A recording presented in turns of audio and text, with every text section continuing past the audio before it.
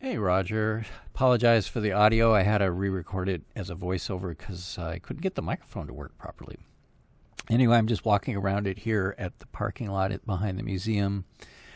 I apologize for the lighting. It's kind of a low morning light. This is the best I could do, I guess. I was looking for a lightish bike that wasn't going to be too heavy for me still. This is under 500 pounds. And, but it has enough beefiness in the engine with its 850cc 3-cylinder engine so that I can wind it out on the highway a bit if I need to get somewhere where I want to ride. I felt like on the Honda Rebel I was just, really winding it out. It could handle it, but I don't know if it could do it for hours and hours.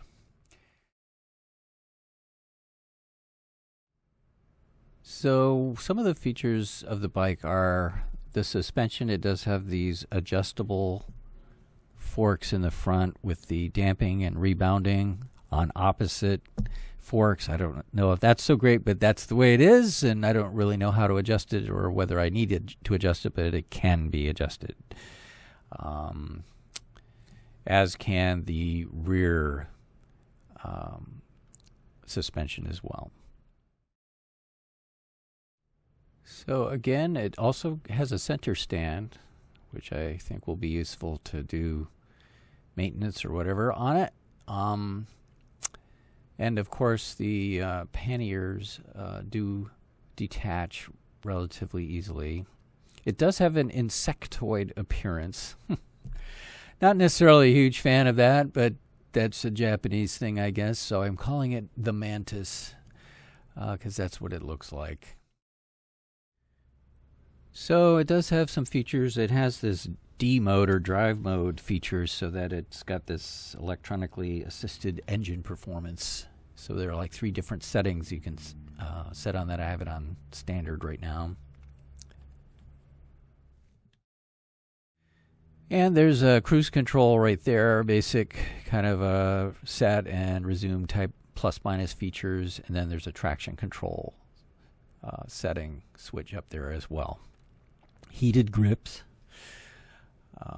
and this TFT thin film transistor display. The ignition switch is hard to get at. It's kind of buried in there, so it's not the world's greatest situation, and I can see that this is going to be flickering, so it doesn't make for good video. The TFT display is, of course, solid, but the frame rate causes a interference on the video. Anyway, there's a menu wheel over on the right grip there, so I can select all the different parts on the screen. So I guess that's pretty normal. And I can look at the odometer settings and the fuel consumption and all of the other things that I have on there. There's a little linear tachometer, a gear shift indicator, and a speedometer there. Nothing super fancy, but I can read it. That's good. And like most bikes, I guess like your Interceptor as well, my pannier case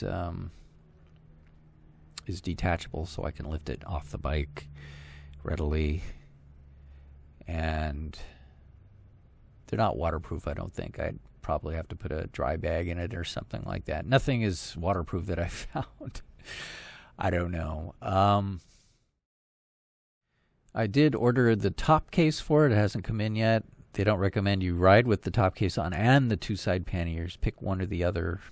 I don't know if I would use it, but I thought I'd get it before it just becomes discontinued and I can't find it anywhere. Another expense. There's this suspension adjustment on the back, so I guess if you put a passenger on there, you could tighten up the suspension from there. Same with the front. The 2 forks have these adjusting features, which I guess is standard on most bikes. So there it is, the Yamaha Tracer. Hope you enjoyed it.